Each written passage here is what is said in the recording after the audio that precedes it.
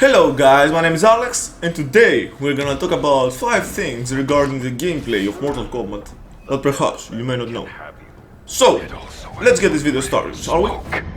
Do not speak of my friend. Starting off with number 1. Did you know that you can actually affect the damage outcome during fatal blows? Yeah, you heard that right. As you can see in the video, the same fatal blow results in different amount of damage. That is because whilst the fatal blow animation takes place, if you press X on PlayStation 4 or A on Xbox One, whenever a hit connects, you will get a tiny damage boost. Interesting enough, the more precise you are on pressing that button, the higher the damage boost. For example, a red skull under the health bar means plus 1 damage, a cracked skull means plus 3 damage, and a completely shattered skull means plus 5 damage. Respectively, if you are the one receiving the fatal blow, you can reduce the damage outcome in the same way. However, your reduction is represented with shields instead of skulls. Now the damage increase or decrease is not that much, however it can mean life or death in certain situations, and he has definitely given me some wins here and there. Plus, it's a nice little detail which makes fatal blows more interactive than just watching an animation. One thing that is truly new in MK11 is a mechanic called Crushing Blow. Basically, what it does is that if you do certain requirements, some of your moves will do significant more damage or will launch the opponent in the air, giving you more potential in your combos. However, these moves can only trigger once per match, thus it is wise not to be wasted. Therefore, if you want to step up your game by a little bit, you can turn on the Crushing Blow button held setting in the options menu. That way, once you have met the needed requirements in order to perform a Crushing Blow, you can specifically decide when you want to use it, instead of wasting it on an already winning round, or when you know that your opponent will most likely break away.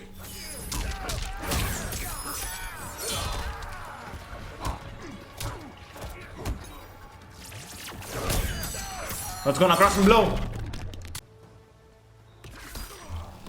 Now number 3 is probably the only one in this list that holds true in other MK titles also, and that is that you can actually evade most projectiles, grabs and certain attacks. This one might seem trivia for some, but I have actually encountered many opponents who just ain't utilizing this option. For example, most projectiles are highs, thus simply ducking without blocking though will cause them to pass right over you. Grabs are also considered highs. So if you expect that your opponent will try to grab you, especially if they are spamming it, simply ducking without blocking, always, will dodge the grab and give you some room for punishment. Try out the uppercut then, I heard it works quite nicely.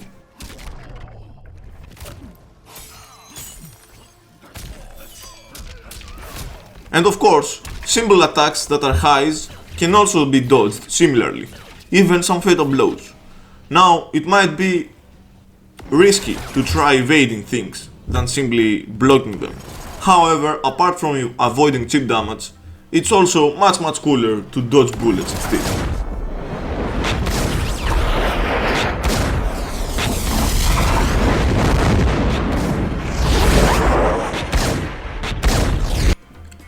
Number 4 is totally nitpicking, but in MKX there was an easy way to extend combos, and that was by simply doing a neutral jump, followed by punch.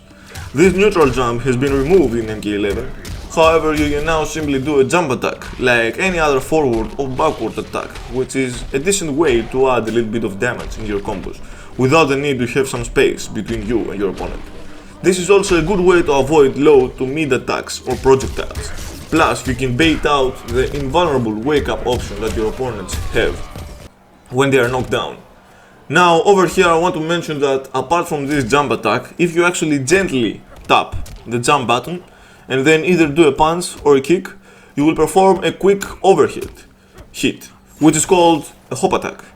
This is another new inclusion in MK11, and it is actually a decent option to use as a surprise attack if your opponent tries to hit you low or if your character lacks any overhead options.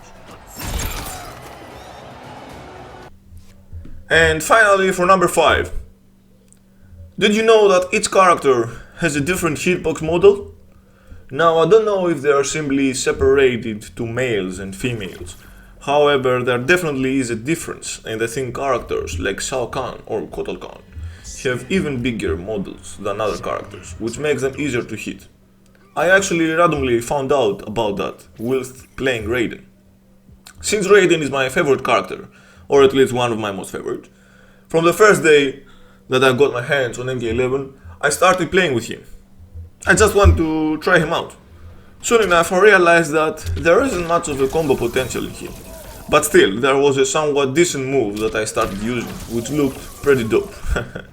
I felt like a true Thunder God while using this combo on little scorpions, noobs and Sub-Zero wannabes.